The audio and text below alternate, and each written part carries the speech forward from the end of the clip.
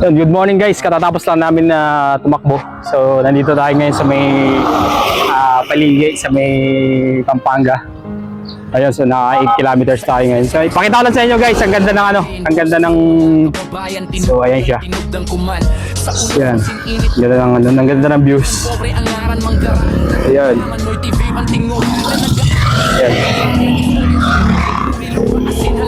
Yan guys, salamat sa sa mga subscriber natin yan, sa ating mga idol, kay Galigo Mix Vlogs, shoutout sa inyo, saka kay Almario Amet, saka kay Mr. Boy, saka kay Siliano Vlog, shoutout sa inyo dyan sa Lutungan Kawayan Masbate.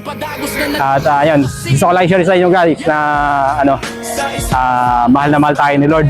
Sabi nga sa John 3:16, for God so loved the world that He gave His only begotten Son, that whoever believes in Him shall not perish but have an everlasting life.